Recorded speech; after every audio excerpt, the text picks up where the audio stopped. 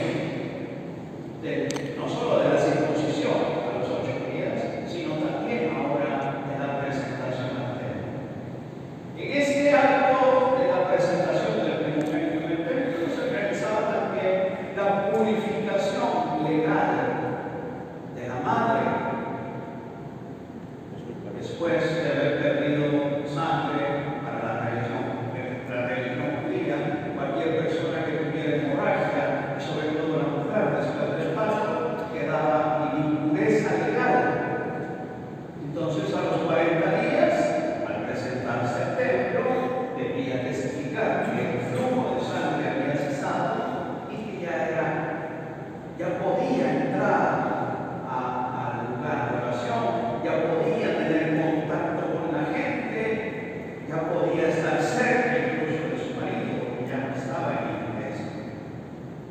La Santísima Virgen, cuyo parto fue virginal, tampoco tenía necesidad de someterse al acto de purificación, pero quisieron someterse a la ley. Este acto de obediencia, de sometimiento a la ley, es lo que estamos celebrando hoy. La presentación del niño Jesús en el templo. Ay, padre, porque yo desde chiquito he oído que es hoy en día de la Candelaria. Bueno, lo que pasa es que desde el siglo VI, más o menos, antes del siglo VI incluso, ya en Jerusalén se celebraba esta fiesta. Y la forma de celebrarla era bendiciendo candelas, bendiciendo velas, y haciendo una procesión alrededor del templo para significar, para simbolizar, para recordar precisamente a la Santísima Virgen que lleva en sus brazos al niño Jesús, a quien el anciano Señor dice luz para iluminar a los que están en las tinieblas y gloria del pueblo de Israel. Esta bendición y esta procesión con las candelas es la Candelaria. Entonces, contrario a lo que muchos creen, sobre todo en estas tierras del Maya, contaminadas con santería y con un montón de porquerías que no tienen nada que ver con nosotros, la Candelaria no es ninguna deidad, ni es ninguna entidad a la que le ofrecemos tamales o por la que brindamos en este día. La Candelaria es la bendición y la procesión con las candelas que se hacen ese día en muchas iglesias, en muchos lugares, para celebrar la presentación del Señor.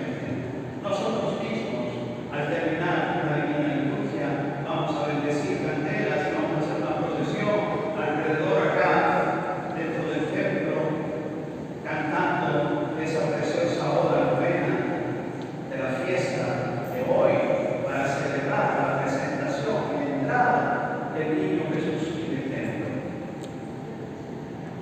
¿Qué nos dice a nosotros hoy la fiesta? Para empezar, nos da el ejemplo de la obediencia a la ley. A un Jesús que no tenía necesidad, que no debía someterse a la ley, aceptó voluntariamente someterse a la ley, aun cuando él era el dador de la ley. Eso es lo que cantamos. Para empezar, entonces, hay un ejemplo de obediencia, un ejemplo de humildad en Jesús y en su Madre Santísima. Pero hay un ejemplo no solo de obediencia, sino de una actitud de espera.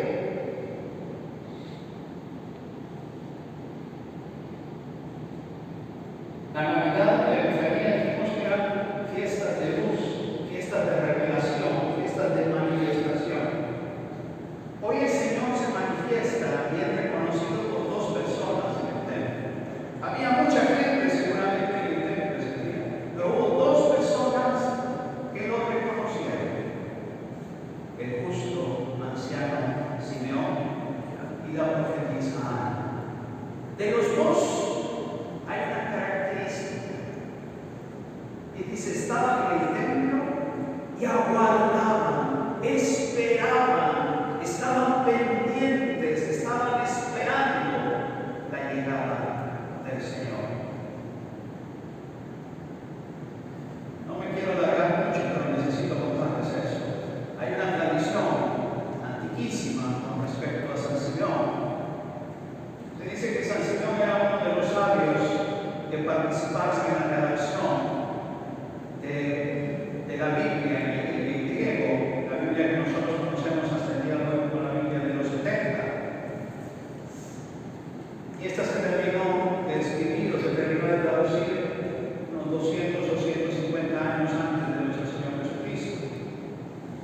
La tradición dice que San Simeón estaba trabajando en la traducción al griego de la profecía de Isaías. Y cuando llegó al pasaje del capítulo 9 de Isaías, donde dice: he aquí que el Señor mismo les dará una señal, he aquí que una virgen concebirá y le dará su hijo y le pondrá por nombre Manuel. Cuando Simeón llegó a este pasaje, no le pareció correcto decir virgen y estuvo a punto de cambiar y decir una doncella, una mujer, porque para la cabeza del Señor no era posible que la virgen concibiera. Y en ese momento entonces recibe una revelación del Espíritu Santo que le dice: sí, pon, pues está escrito, pon que es la virgen la que concebirá y dará a luz un hijo. Y para que veas, es cierto, no morirás hasta que veas cumplida esta profecía. Se dice entonces que San Simeón tenía más de 100 años en aquel momento en que la Santísima Virgen entró al templo con el niño Jesús. Y por eso cuando lo toma en sus brazos, lo había esperado toda su vida. Lo había, que dije, esperado, aguardado, deseado toda su vida. Y cuando finalmente lo tuvo entre sus brazos, entonces dice: bueno, Señor, ahora ya pueden despedir a tu siervo en paz. Esa oración que rezamos todos los días en las vísperas: ya pueden dejar a tu siervo en paz, porque mis ojos han visto a tu salvación, la cual tenía destinada ante la faz de todos los pueblos, luz que ilumina las naciones y gloria del pueblo de Israel. Padre, ¿por qué no vemos hoy manifestaciones del Señor? Porque no estamos atentos, porque no estamos esperando, porque no lo estamos deseando como los ancianos, Simeón y Ana. Yo pido para cada uno de nosotros presentes en esta liturgia hoy que el Señor nos regale un poquito de esa hambre, de esa sed espiritual, de conocerle, de encontrarle, de amarle, de desearle con nuestras puertas. Que no haya otra cosa más grande que desear al Señor, que esperar en el Señor. Que eso sea nuestra, que esa sea nuestra petición en este domingo 31 después del Pentecostés y fiesta de la presentación del Señor. Hambre y sed